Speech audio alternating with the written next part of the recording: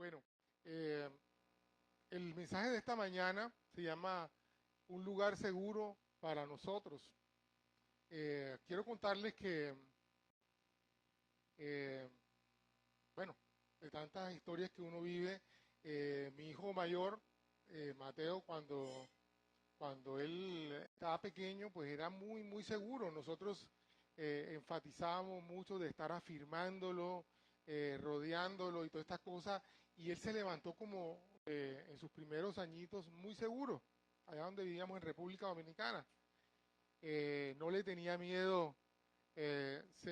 Cuando apagan eso, se apagan también el bafle, el sonido, perdón. Ok. Bueno, entonces Mateo no le tenía miedo a nada. Le gustaban los desafíos, se montaba en los lugares, era muy, muy intrépido, por decirlo de alguna manera. Eh, pero un día nosotros vivíamos en una casa, era sí, como medio campestre, entonces el patio, allá las casas, bueno, tienen reja y está el parqueo, o sea, donde van los carros, y desde afuera usted podía ver lo que pasaba en el patio. Entonces yo estaba en el patio de la casa y Mateo estaba en la puerta, en la reja, y yo vi que un niñito se le acercó, uno de los niños que pasaba por ahí, y le dijo algo a Mateo. Y por primera vez yo vi a Mateo con terror. Papá, papá, comenzó a gritar. Y yo le dije, papi, estoy aquí. Y él salió corriendo, corriendo y me abrazó y se me aferró hacia las piernas y lloraba. Y le dije, mi amor, yo estoy aquí, yo estoy aquí. Y él se miraba para todos lados y ahí se quedó un rato y luego cuando se calmó y le dije, papi, no pasa nada, yo estoy aquí. Entonces él continuó con su día normal. Pero a mí me impactó dos cosas. La escena, yo decía, Dios mío, ¿qué le dijo el niño que generó en él por primera vez que yo vi el temor en él? Pero también me impactó algo, que cuando él sintió temor, salió corriendo donde mí. Y yo dije, o sea, de esas cosas que uno dice, Señor, estamos haciendo el trabajo bien, estamos haciendo el trabajo bien. Seguridad y confianza en que pueden venir donde sus padres, hay algo que uno está haciendo bien. ¿Sí? Entre todos los errores que uno comete, ¿cierto? Porque los padres queremos siempre dar lo mejor y siempre queremos el bien para nuestros hijos, pero queriendo hacer el bien para nuestros hijos y esforzándonos, a pesar de todo eso, nosotros nos equivocamos. Y en el proceso a veces los herimos, a veces golpeamos su autoestima, ¿me entiendes? En medio de todas las cosas, a veces en un momento de ira, ¿cierto? En un momento de confusión, uno revienta contra el pelado y le dice, no tengo cuidado, oye, ¿cómo se te ocurre eso? No seas bruto. Y no se da cuenta que está golpeando la autoestima y la seguridad del hijo, ¿cierto? Pero detrás de todo no hay ninguna mala intención. Ahora, cuando pensamos en un lugar seguro, pensamos es un lugar seguro es aquel lugar donde podemos refugiarnos, ¿cierto? Yo puse esa imagen porque está como la malla, ¿cierto? Y uno a veces cuando está en algunos lugares y ve la malla, siente que está seguro, ¿cierto? El que está del lado de acá protegiendo, el que está afuera eh, lo ve de otra manera. Un lugar seguro también es donde podemos ser quienes somos, ¿cierto? Donde no necesitamos máscaras, donde no necesitamos aparentar nada, ¿cierto? Donde, por ejemplo, yo no sé, yo a veces he visto en las películas y a veces en la realidad que tocan la puerta y enseguida todo el mundo comienza, no, allí, en ese lugar, podemos salir espelucados, con los pelos parados, ¿cierto? Como sea, ¿cierto? Eh, Ese lugar seguro también es un lugar donde no hay engaño, donde nosotros tenemos la tranquilidad que ahí no vamos a ser engañados, confundidos, abusados, ¿cierto? También porque el tema de la seguridad tiene que ver con eso, que a veces tenemos el temor de que vamos a ser engañados, de que vamos a ser confundidos. También un lugar seguro es un lugar donde el peligro, como en el caso de la malla, lo vemos de lejos, ¿cierto? Los que han ido a los zoológicos, ¿cierto? Ven al león, al tigre por allá y en medio una malla, a veces a un vidrio, ¿cierto?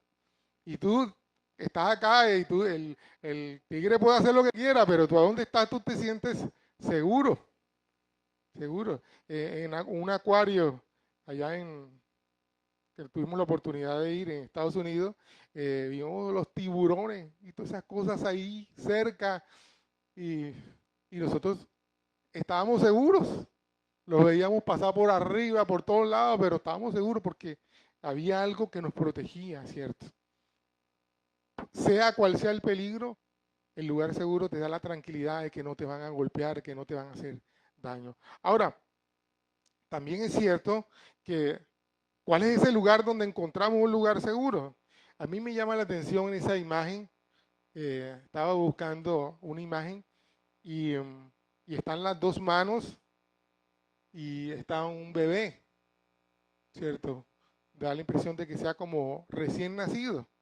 Amados, usualmente nosotros venimos de un lugar donde estábamos seguros. El vientre de nuestra madre.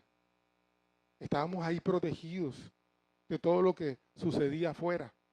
Y yo digo, en teoría y aparentemente porque usted sabe que los bebés también perciben de lo que está afuera, ¿sabe? A veces eh, afuera hay una escena de violencia o de rechazo y el bebé lo recibe, ¿cierto? Cuando, por ejemplo, voy a decirlo, me perdonan, yo no estoy pensando en nadie, pero usualmente yo he visto que ha pasado que, por ejemplo, hay una pareja que está confundida sobre el bebé, si tener el bebé o no tenerlo bebé, y a veces cuando piensan en el bebé dicen, que encarte y este pelado ahora, y precisamente en este momento, y no nos damos cuenta que el bebé está recibiendo en el vientre ese rechazo. ¿Entiendes? A veces cuando nosotros nacemos salimos con ciertos temores y no sabemos, pero ¿por qué? ¿Por qué? Porque todo ese rechazo, a veces esa violencia, la recibimos en el vientre y eso genera en nosotros inseguridad y nacemos con eso. Alguien me estaba contando en estos días, estábamos hablando de algo y que cuando estaban en la sala de parto o en el pabellón, nació un bebé, pero la forma en que lloraba era como con un dolor, con una cosa que el médico, el pediatra, regañó a la mamá. La regañó, mira, ¿qué es lo que ha pasado? Que mire ese pelado cómo llora con ese dolor, porque el niño pues, va a llorar normalmente cuando nace, le dan su palmada en las pompis, ¿cierto? Pero la forma en que lloraba impactó tanto a los que estaban en el pabellón y al médico que el médico regañó a la mamá. ¿Me entiendes? Los bebés en el vientre reciben el rechazo. Por eso yo siempre, usted me verá que cuando las hermanas vienen acá embarazadas, yo siempre, mi oración es hablarles al bebé, y, mi amor, te estamos esperando, vas a ser una bendición. Tú vas a hablar cosas que el bebé sienta que lo vamos a recibir con amor, con esperanza. Pero si la mamá o el papá o el entorno está pensando, miércoles ahora, se dañó su vida ahora con este pelado, no sé qué cosa, ese rechazo, el bebé lo va a recibir y van a hacer con eso. A veces nosotros decimos, no sabemos cómo trabajar o por qué somos de una manera u otra, y son heridas que hemos recibido en el vientre. Entonces, a mí me llama la atención ese lugar porque nosotros venimos de un lugar donde estábamos seguros y cuando salimos nos encontramos todavía con peligros, con dificultades, con un ambiente no grato. Pero a pesar de todo eso, Dios dentro de lo natural ha puesto que un papá y una mamá comienzan a criarlo, a protegerlo precisamente en ese ambiente sensible e inseguro en que normalmente nos levantamos. Usted sabe, un niño se puede marcar y lo que queda marcado, creo que hasta los 5 años, queda marcado para el resto de su vida. Por eso es que usted no puede esperar, no, cuando él esté más grande, no, amado. Recién nacidos, pequeños, comience a marcarlos positivamente. Empodérelos, dele palabra de Dios, lo que Dios dice sobre él o sobre ella. Es la forma, el tiempo precisamente para poner los fundamentos más sólidos, ¿cierto? Y después, en la siguiente etapa, también se refuerzan. Después viene la etapa, usted sabe, de la adolescencia. Ellos no saben qué son y están buscando la identidad. Y si en donde están buscando la identidad los rechaza, oye, tú sí molestas, tú sí eres intensa, uy, qué pela tóxica, a veces, quítate de aquí, que no sé qué. Uno bromeando, pero comienza a marcar y continúan las heridas, ¿cierto? Entonces, no sabemos cómo a veces marcamos dentro de ese mundo inseguro en que ellos se están levantando a nuestros hijos, a nuestra familia. Pero vuelvo y digo, ¿dónde encontramos un seguro? Porque la gente se hace fortalezas como un búnker, ¿cierto? La gente hace búnker, construye lugares donde se sienta seguro. Ahora con esta inseguridad, atracos, entonces la gente pone cámaras, vallados, cercas de todas esas cosas, porque quiere sentirse seguro, ¿cierto? Lo mismo pasa en el lugar de trabajo. Los computadores le pone software, antivirus, anti no sé qué cosa, para que no se les metan, se les roben. Los celulares también. Todos esos espacios donde uno quiere sentirse seguro de que no va a pasar nada malo. También los bancos, ¿cierto? Mucha gente tiene el dinero en el banco no solamente por el interés y, no sé, y esas cosas, sino porque tú no puedes tener una cantidad de plata en tu casa, ¿cierto? Es más segura tenerla ahí, ¿cierto? Seguridad, la gente está buscando dónde encontrar seguridad. A veces, buscando esa seguridad, la gente se crea máscaras o corazas, ¿cierto? A veces uno ve, yo personalmente cuando a veces veo gente ruda, yo digo, Dios mío, eso es una máscara. Y máscaras, porque quieren ocultar lo que realmente hay en su corazón, que es a veces en muchos casos temor. O sea, hay gente que no saluda. Yo tenía un profesor, decían que era el tipo más antipático. Nos saludaba, él entraba a su clase, buenos días, y ya, ni miraba a la gente. Qué antipático. Yo ya estaba entendiendo estas cosas y yo decía, qué inseguridad debe tener este hombre. Entonces yo era proactivo. Doctor, dígame, ¿cómo está usted? ¿Cómo le ha ido? Yo me acercaba, tratando de romper todas esas barreras de temor. Entonces uno ve a la gente y le suena antipático, pero son máscaras, corazas que la gente se pone para sentirse seguro, porque quiere tapar sus inseguridades, ¿cierto? O hay gente armados y tal, porque se sienten inseguros y quieren aparentar rudeza. Ahora, aun cuando usted esté en un búnker, en una urbanización cerrada, con cámaras, con antivirus, todas esas cosas, por allí pueden penetrar las soledades, las angustias, los temores. No hay antivirus contra la ansiedad, contra la soledad y contra el pecado. Entonces somos vulnerables en todo eso. Ahora, como dice la palabra, qué bueno que podemos estar en el hueco de la mano del Señor. Y ese es un lugar seguro para nosotros. Bueno, vamos a estar desarrollando ese mensaje. Ahora, esta imagen, los fundamentos que vamos a estar utilizando en esta mañana,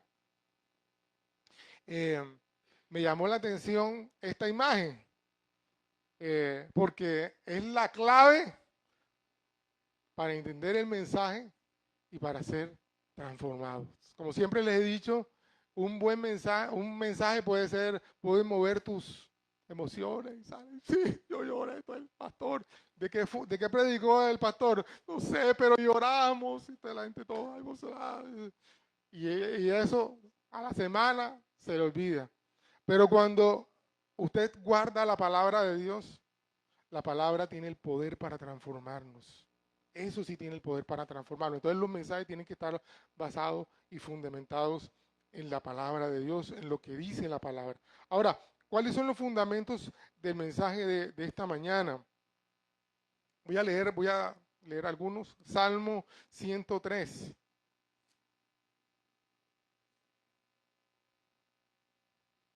No sé qué salió a hacer mi esposa, pero bueno, siempre es mi apoyo por acá. Salmo 103, 13. Dice, el Señor es como un padre con sus hijos, tierno y compasivo con los que le temen. Mire esto, amado, esto lo está diciendo el Antiguo Testamento. Es importante saber de dónde leemos, el contexto, de dónde sacamos las cosas para poder tener una mejor perspectiva o entender cuándo y por qué lo dice Dios. Ahora, en el Nuevo Testamento encontramos algunas citas. Por ejemplo, Primera de Juan, el texto o el evangelio que más habla, o el evangelista que más habla sobre mostrar, o que muestra más a Dios como Padre, es Juan. Y Juan dice en el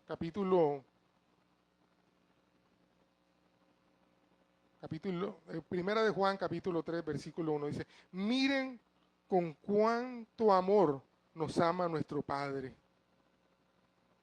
que nos llama sus hijos. Y eso es lo que somos. Pero la gente del mundo no reconoce que somos hijos de Dios porque no lo conocen a Él. Miren con cuánto amor nos ama nuestro Padre que nos llama hijos. Así que yo quisiera que en este momento tú así extendieras tus bracitos y te abrazaras, eso se llama también abrazoterapia, tú te abrazaras y tú dijeras, con cuánto amor me ama Dios que me considera su hijo. Me considera su hijo. Y ahora, bueno, otras historias que también las que quiero fundamentarme es Mateo capítulo 6. Es lo que la gente conoce tradicionalmente como el Padre Nuestro. Capítulo 6, versículo 5. Dice, cuando ores, no hagas como los hipócritas, a quienes les encanta orar en público, en las esquinas de las calles y en las sinagogas donde todos pueden verlos. Les digo la verdad, no recibirán otra recompensa más que esa. Pero tú, cuando ores, apártate a solas, cierra la puerta detrás de ti y ora a tu Padre en privado. Entonces tu Padre, quien todo lo ve, te recompensará. Mira que está hablando, tu Padre, tu Padre, tu Padre. Cuando ores, no parlotes de manera interminable, como hacen los seguidores de otras religiones. Piensa que sus oraciones recibirán respuesta solo por repetir las mismas palabras una y otra vez. No seas como ellos, porque tu Padre sabe exactamente lo que necesitas, incluso antes de que se lo pida. Ora de la siguiente manera: Padre nuestro que estás en el cielo, que sea siempre santo tu nombre, que tu reino venga pronto y que tú cumplas tu voluntad en la tierra como se cumple en el cielo. Danos hoy el alimento que necesitamos. Perdona nuestros pecados, así como hemos perdonado a los que pecan contra nosotros. No permitas que cedamos ante la tentación, sino rescátanos del maligno. Si perdonamos a los que pecan contra ti, tu Padre Celestial te perdonará a ti. Pero si te niegas a perdonar a los demás, tu Padre no perdonará tus pecados. Y cuando ayunes, no sea evidente, porque así hacen los hipócritas, pues tratan de tener una apariencia miserable y andan desarreglados para que la gente los admire por sus ayunos. Les digo la verdad, no recibirán otra recompensa más que esta. Pero tú, cuando ayunes, levántate la cara y peínate. Lávate la cara, perdón, y peínate. Así Nadie se dará cuenta de que estás ayunando, excepto tu Padre, quien, quien sabe lo que haces en privado. Y tu Padre, quien todo lo ve, te recompensará. Okay. Lucas capítulo 15.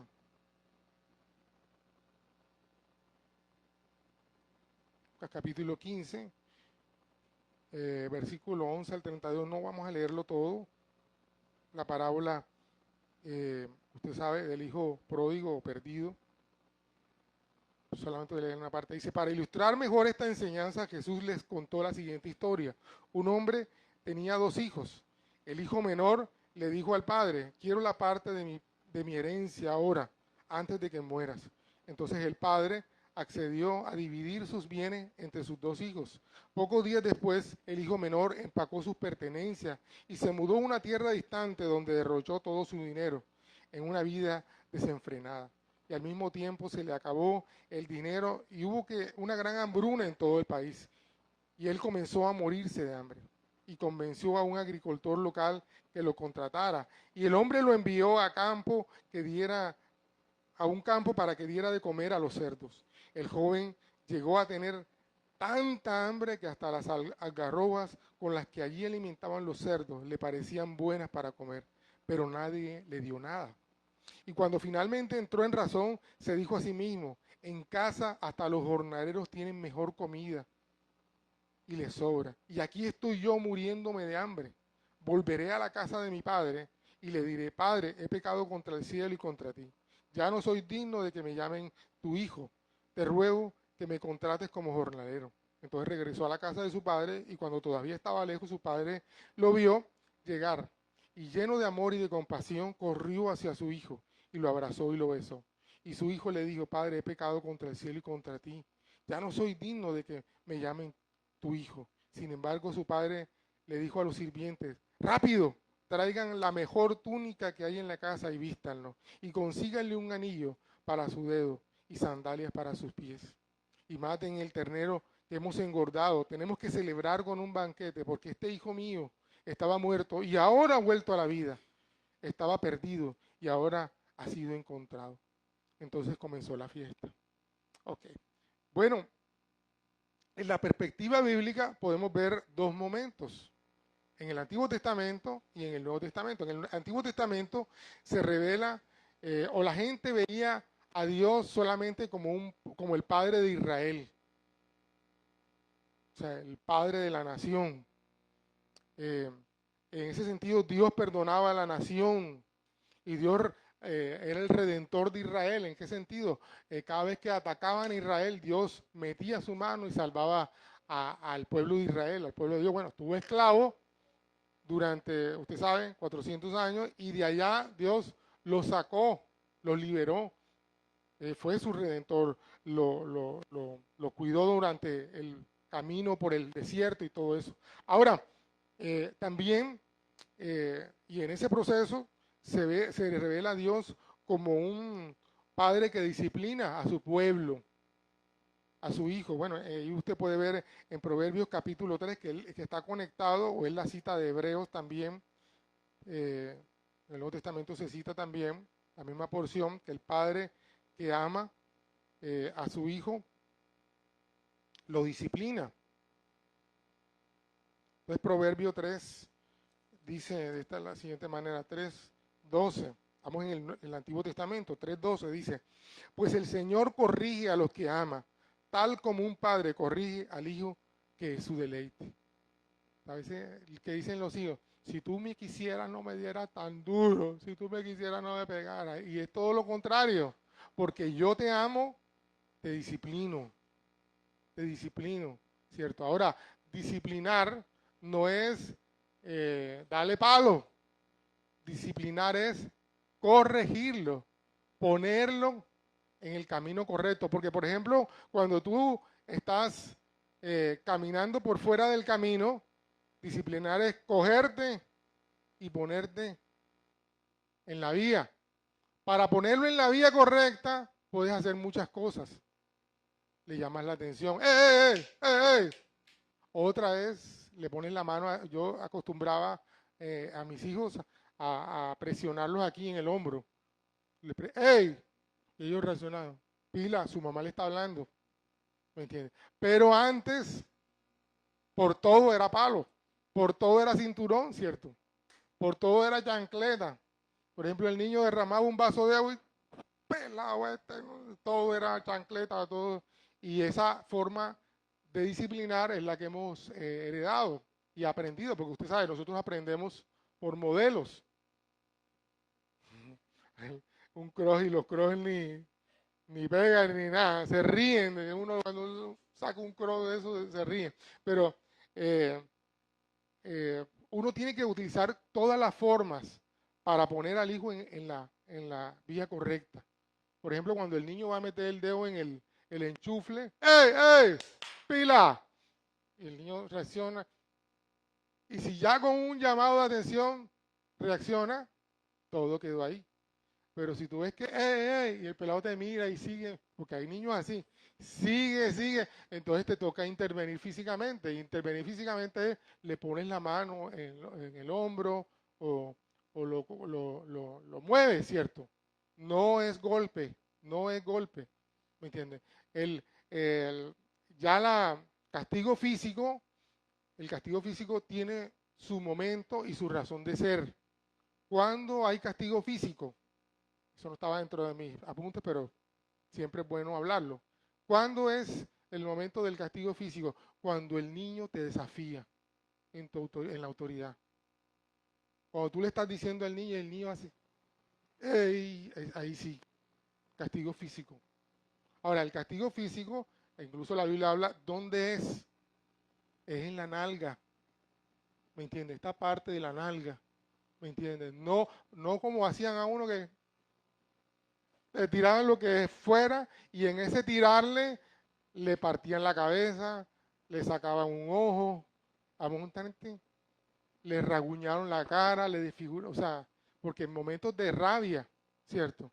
¿Me entiendes? El castigo físico es cuando ninguno de los otros te ha funcionado y él desafía tu autoridad, ¿me entiendes? Y lo que llamamos la varita. Ah, eso es otra cosa, utilizamos, la Biblia habla de la varita porque es un palito flexible, no es un manduco, es que cuando tú quieras abusar de él, que quieres darle demasiado duro, él se parte, porque no es para hacerle daño, es para que le arda y corrija su... Y, la, es que la cuchara de palo es como un manduco, ¿me entiendes? Como un manduco, o sea, le puede, y como el niño se mueva, le puede dañar la columna, ¿me entiendes? Entonces, no, eso, un palito con el que tú pica y el peladito se corrige y sabe eso. Yo les he contado una vez y siempre entender el momento. El tema no es que tú te desahogues, el tema es que el niño sea corregido. Te pongo un ejemplo. Eh, a mí me pasó una vez, nos pasó con Mateo, y íbamos ya para la iglesia. Y entonces Mateo tenía como 3 años y se encueró, Mateo, y me miraba así. Yo le digo, oiga, vístase que vamos para la iglesia.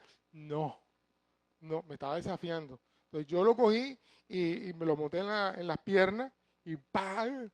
¿Te vas a vestir? No, ¡pam! No, ¡pam! Cuando yo me di cuenta que ya le estaba causando daño, que ya le estaba, yo paré.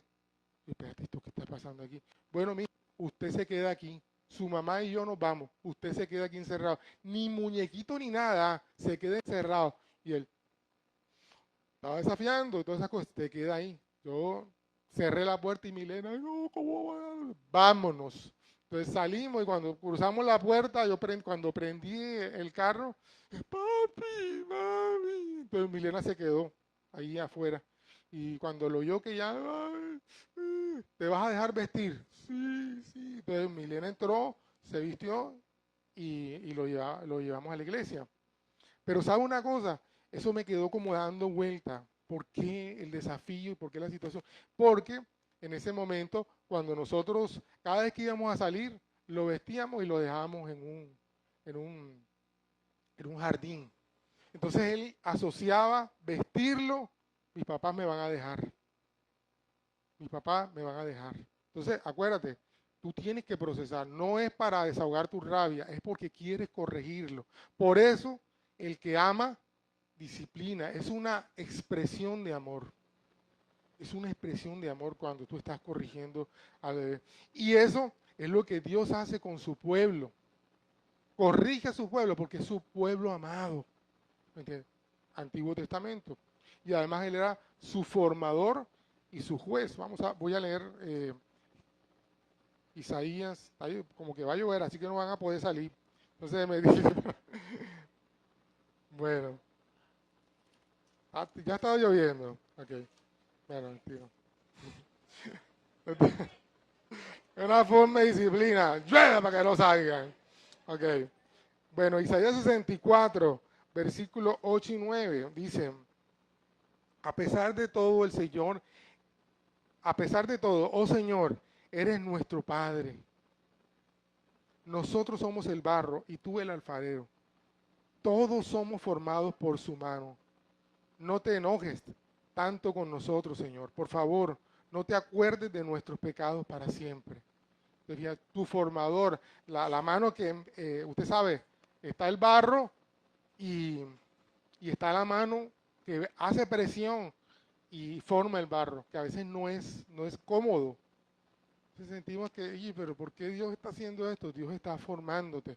Ahora, vuelvo y digo, percepción del Antiguo Testamento era así sobre Israel.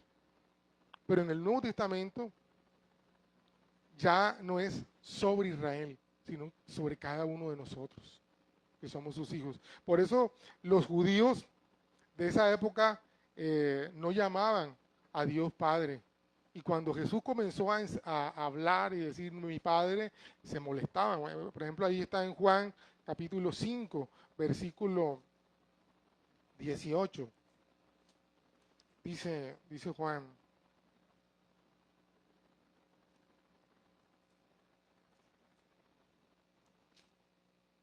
5:18. Dice, pues no solo entonces los líderes judíos se esforzaban aún más por encontrar una forma de matarlo, pues no solo violaba el día de descanso, sino que además decía que Dios era su Padre, por lo cual se hacía igual a Dios. Entonces a los judíos les molestaba eso. Y resulta que entonces Jesús, de las primeras cosas que comienza a enseñarnos, es a relacionarnos con Dios como nuestro Padre. Ese es el fundamento de lo que aparece en Mateo en el capítulo 5, ¿cierto? A nosotros no nos gusta que nos corrijan. A nosotros hay gente que no le gusta que se les diga nada. Pero eso es un acto de amor. La gente cree que amarlo es dejarlo que hagan lo que les dé la gana. No es así. Cuando alguien te corrige, cuando alguien te llama la atención, no mires la forma en que te lo está diciendo, porque a veces el tema es cómo me lo dijo. Mira el mensaje que hay detrás de lo que te están diciendo. Y si lo miras así, al fondo vas a ver el amor de Dios por ti. Al fondo vas a ver el amor de Dios por ti. Amados, muchas veces en mis casi 30 años en el pastorado, mucha gente me ha corregido y me ha dicho cosas que a veces parecen desagradables. Pero yo he aprendido, no la forma en que me lo dijo, qué es lo que hay detrás de eso. ¿Por qué el reclamo?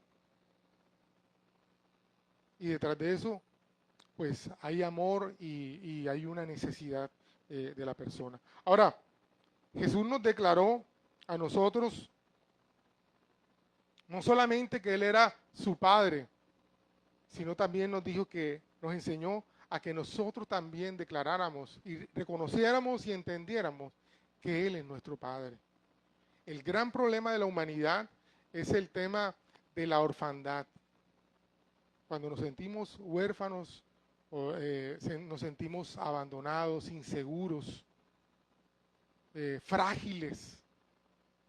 Esa fragilidad y esa sensibilidad a veces tiene que ver con eso, con nuestra percepción de que somos huérfanos, aunque no lo digamos.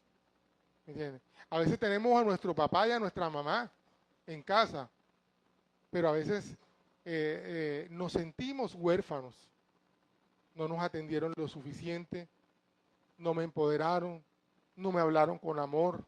O sea, hay muchas cosas en las que nosotros decimos, yo hubiera querido que mi padre fuera diferente.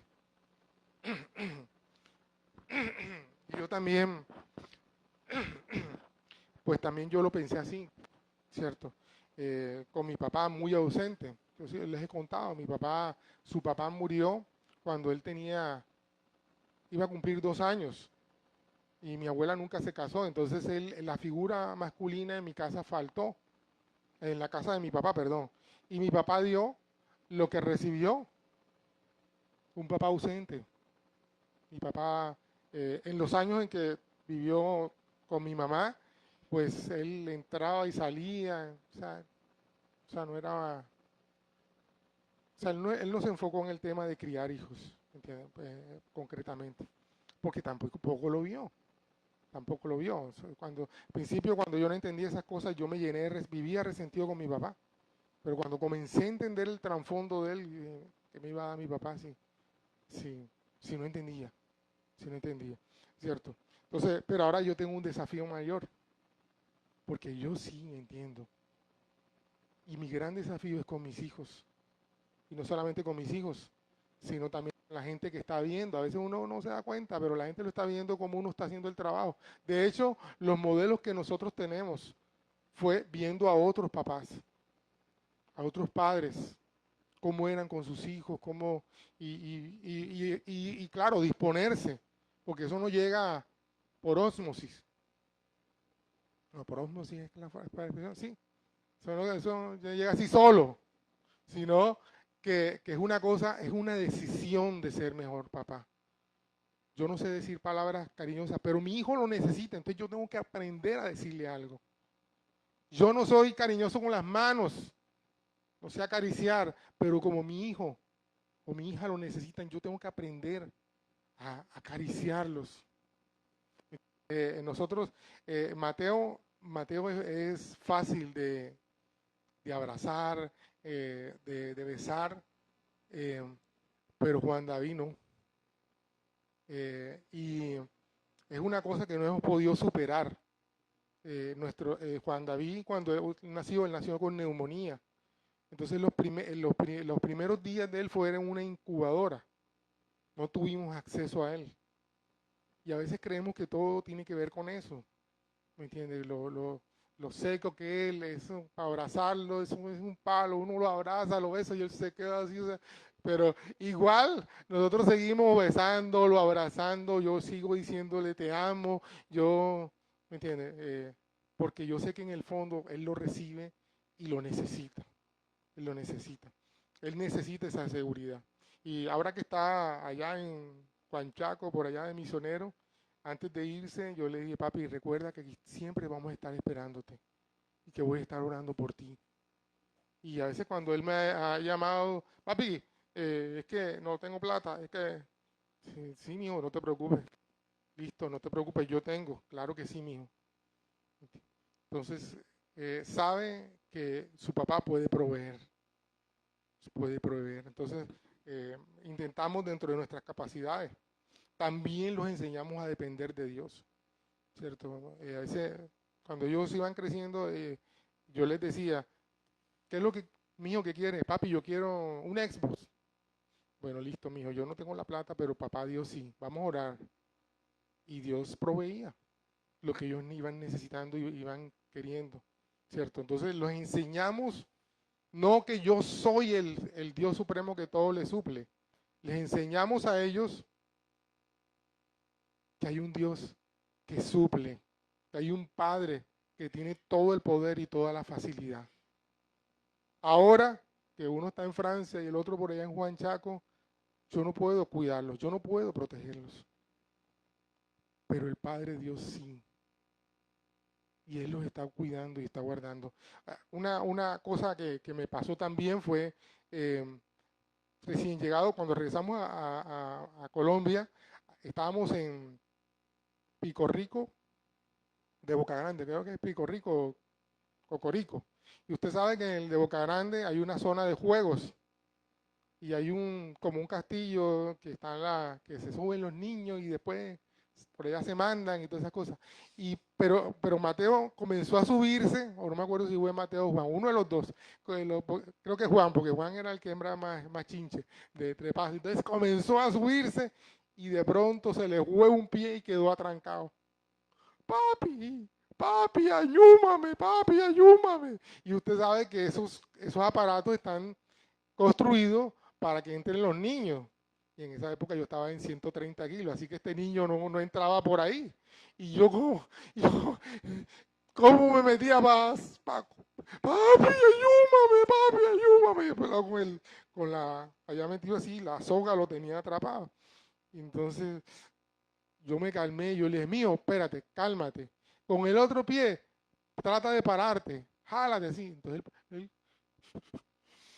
ya, listo, estás afuera y tal. Y Dios me dijo en ese momento, vendrán tiempos donde tú no podrás hacerlo físicamente. Solo podrás hablarles y animarlos. Y tendrás que confiar en que yo lo estoy haciendo. ¿Me entiendes? Y eso pasa porque Él sí lo puede hacer todo. Él puede hacerlo todo, cuidarlos de todas las maneras.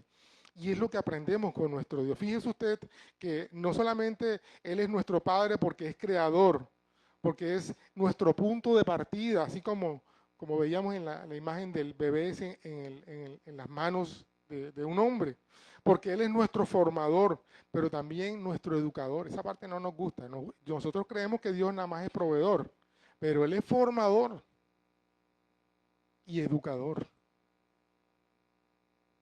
Y también es nuestro cuidador y nuestro protector.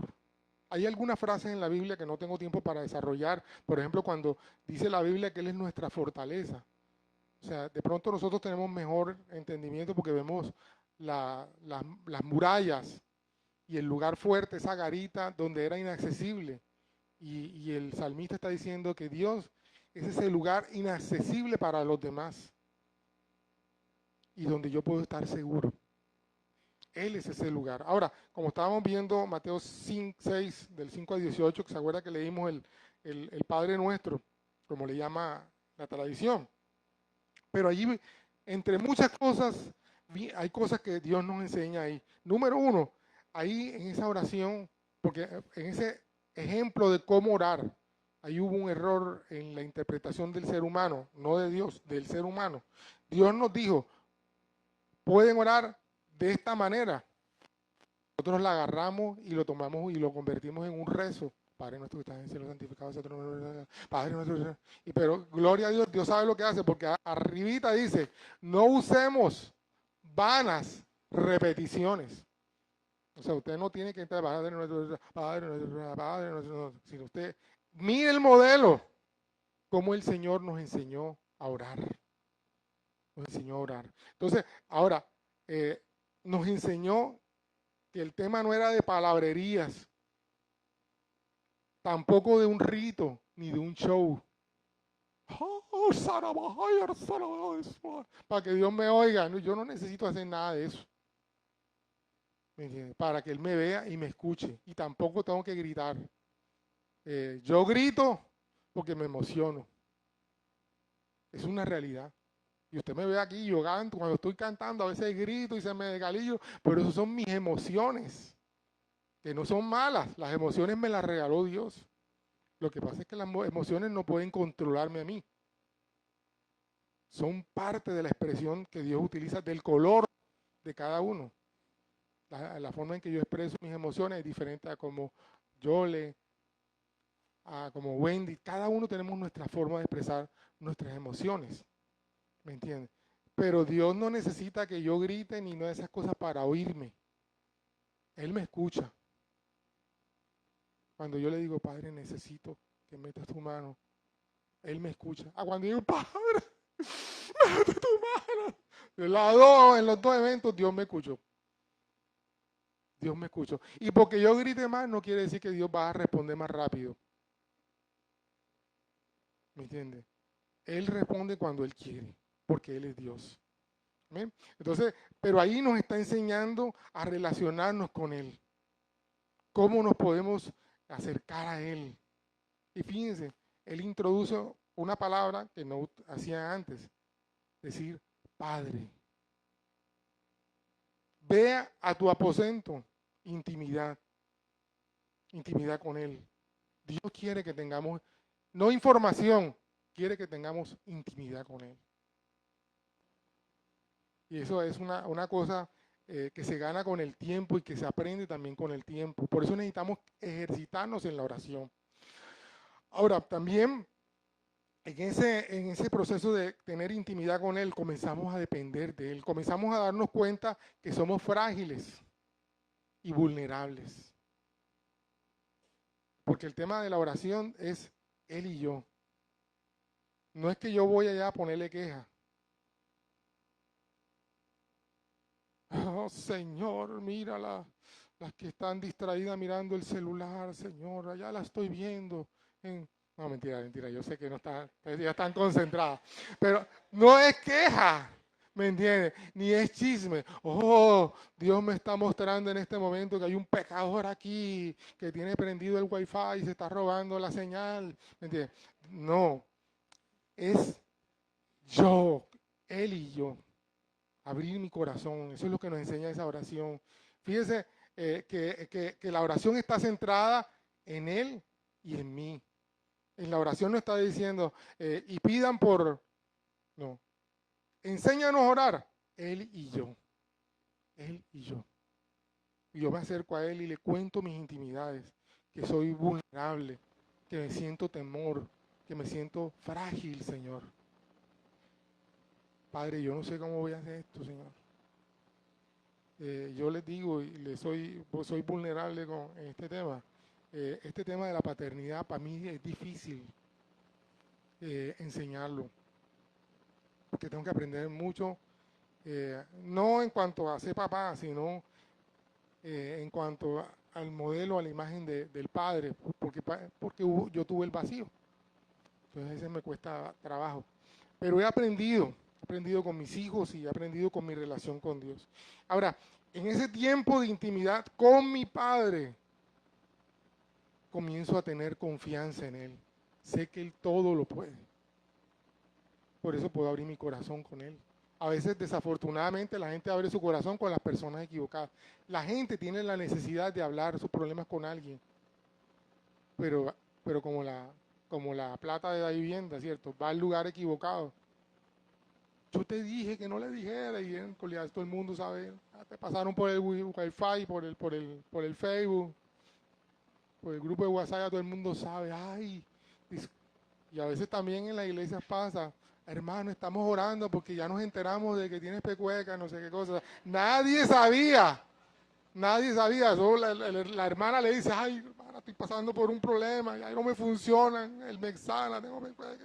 Pero nada más tú y yo, ya por el WhatsApp todo el mundo sabe que uno tiene pecueca. Entonces, hermana, es para orar, hermana, es para orar. ¿Me entiendes? Entonces, pero el problema no es ni la pecueca, lógicamente, ni el tema de los chismes, sino que nosotros tenemos que aprender a quién confiamos, a quién abrimos nuestro corazón. Y donde siempre vamos a estar seguros es en Dios, es en Dios. Ahora, también en esa intimidad hay un tema interesante, el poder conector del perdón. Él pudo haber dejado, oren, pidan por sus necesidades, por el pan de nuestro, por que los libre del mal, de los ataques, todas esas cosas. Pero mira lo que metió ahí en la oración, que yo pueda perdonar a otros, porque es de las grandes necesidades que tiene el ser humano, perdonar. ¿Para qué? Para que Dios también me perdone a mí. Entonces, y ya finalizando, que ya, ¿cuánto me queda? Que ya, bueno, 5 minuticos más y ya. Lucas 5, del 11 al 32, que ya lo leímos. La parábola del hijo pródigo. Con esto ya voy entrando a la parte final. Lucas, cuando hace esta narración, entre muchas cosas, muestra, esto es una narración un poquito también ha sido mal entendida y a veces cada quien ve lo que el Espíritu le muestra o lo que quiere ver en esto. El punto central es el corazón perdonador del Padre. El punto central es eso, pero hay otras enseñanzas que vemos ahí. Eh, por ejemplo, la actitud de los dos hijos. A veces nosotros quisiéramos que los dos hijos tuvieran el mismo comportamiento. Los dos hijos creados en la misma casa, pero mira cómo reaccionan frente a una dificultad. Y así pasa. Todos los hijos no reaccionan igual. ¿Me entiendes? Hay uno que a veces es mucho más responsable y a veces hay otro que no es tan, a uno que es más cómodo, eso siempre pasa en toda la familia y en las familias de la Biblia también lo podemos ver. Pero este hijo que se desentiende de su papá, dame lo mío, me voy, que no sé qué cosa, yo voy a disfrutar y todas esas cosas. O sea, eso fue, eh, o sea, lo que hizo este hijo fue grave. Pidió la herencia nada más se pide cuando los papás mueren. O sea, él en su corazón mató a su papá. Porque estaba más interesado era en él, en lo que yo quiero.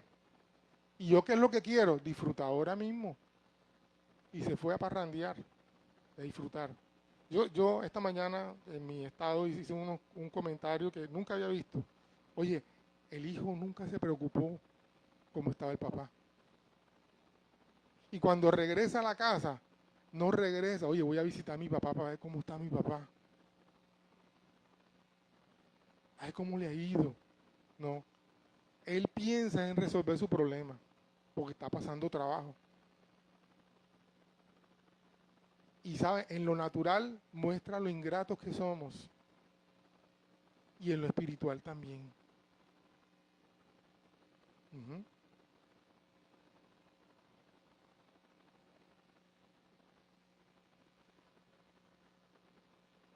No, toma lo tuyo.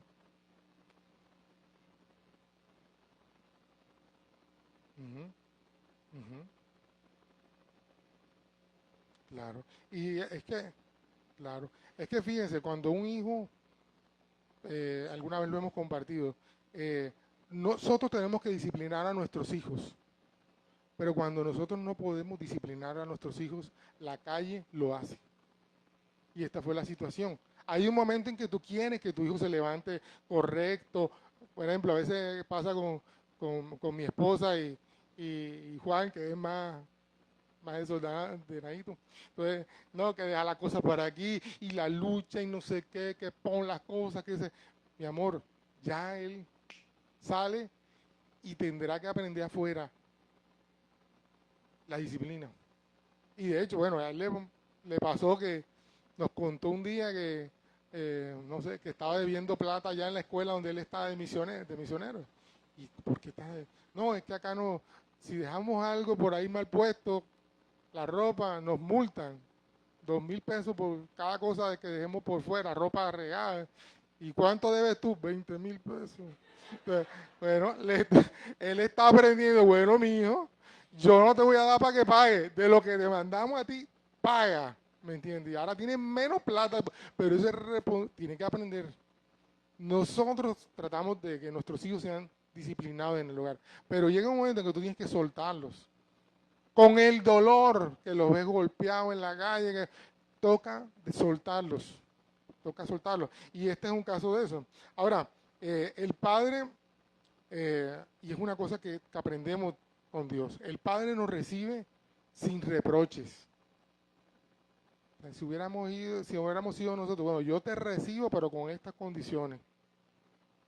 Y el Padre lo recibe sin reproches. Allí el Hijo sabía que el único lugar donde podía restaurar su vida era con el Padre. A veces queremos restaurar nuestra vida en otros lugares. Bueno, que yo me voy a levantar un buen trabajo y ahora sí me ajuicio.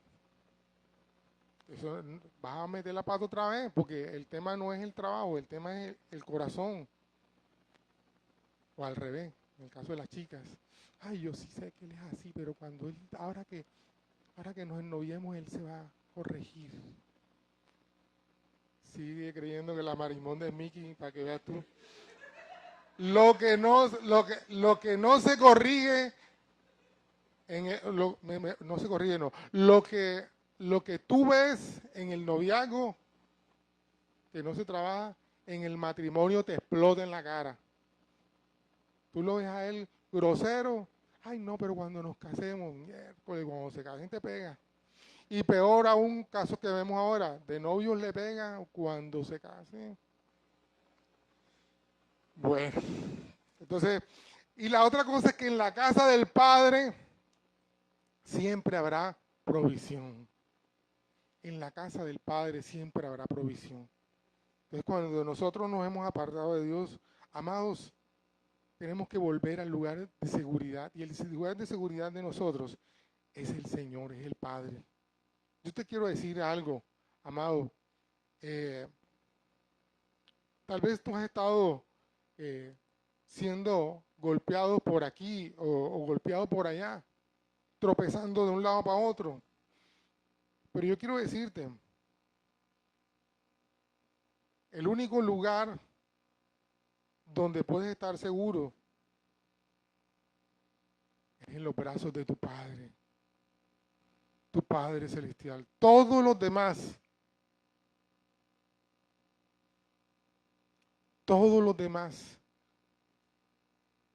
te van a generar dolor. Todos los demás te van a fallar. Y hay una cosa que yo les he dicho, el amor no es ciego. El amor ve las cosas, pero nos acepta como somos. Y así es el amor del Padre. ¿Qué haríamos nosotros si fuéramos el contexto del padre de Lucas? Bueno, cuando te corrija, te dejo entrar. O lávate primero, báñate primero y arréglate. No.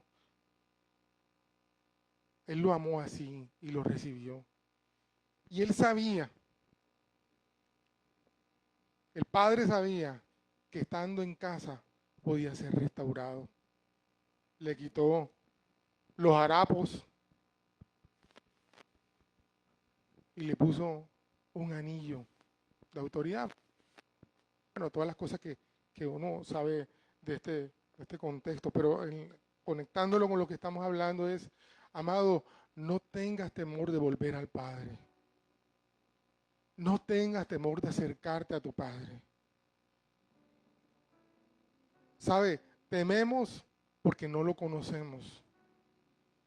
Creemos que si volvemos a Dios, Él nos va a juiciar y nos va a destruir y nos va a avergonzar. Él está esperándonos para restaurarnos y levantarnos. ¿Sabes? Yo quiero decirte en esta hora otra cosa. Amado, quita esa idea del Padre que solo castiga. Quita esa idea del Padre que solo avergüenza, porque de pronto esa es la idea que tenemos por nuestro Padre. Hay otra idea equivocada, el Padre que abandona, el Padre que no tiene que ver con mis cosas. Y creemos que yo tengo que ver cómo resuelvo yo, porque Dios no se mete en mis cosas. Al contrario, Él quiere meter su mano y ayudarnos. Mira, para un papá no hay una satisfacción más grande cuando podemos ayudar a nuestros hijos a seguir adelante. Cuando a veces están metiéndose en negocios que uno, como padre, a veces los papás no entienden de finanzas, pero tienen un ojo. Y a veces le digo, hijo, no te metas en eso, ojo con eso.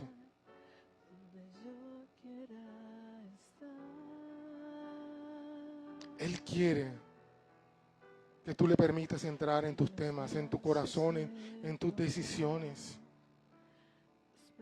Y quiere levantarte. Quiero decirte, hay alguien aquí en este lugar al que quiero decirle esto. Estás en un lugar seguro. Ahora estás en un lugar seguro. Y el lugar seguro no es la iglesia, amado, perdona. Me gustaría decirte que esta es una iglesia donde puedes estar seguro. No, aquí hay personas frágiles, imperfectas. El lugar seguro es los brazos de tu Padre. El lugar donde estarás seguro, donde recibirás todo el amor que necesitas. El que has estado buscando, el amor que has estado buscando está en ese lugar, en los brazos de tu Padre. Quisiera que nos colocáramos un momentico en pie mientras cerramos la transmisión. Quiero decirle a los que están allí, me hubiera gustado que estuvieras aquí para poder también abrazarte, para poder decirte que el Padre Dios tiene algo especial para ti. Pero no has venido y aún así quiero decirte, recibe el amor del Padre allá donde estás. Recuerda, eres hijo. Él nos ha hecho hijos. Él nos ha hecho hijos. Él nos ha hecho hijos. Recibe ese toque paternal de Dios. Recibe ese toque paternal de Dios. A tu Padre abrazándote y levantándote. El hijo que tropezó. Y ahí está el Padre para levantarte, para sobar las heridas. Estaba pensando en Gabriela, que a veces se pega sus raspones y los papás tienen un aerosol y se lo echan ahí para que pueda seguir corriendo. ¿Cierto? El papá pudiera, no, mija, ya te raspaste, sal de la carrera, no corres más, ¿no? A veces hay echarle el aerosol y sigue corriendo, hija. Sigue corriendo. Y así hace el Señor con nosotros. Nos sana y sigue adelante, hijo. Sigue adelante. Así que quiero decirle a los que están ahí conectados, recuerda, Jesús te ama y nosotros en Turbaco también te amamos. Dios te bendiga.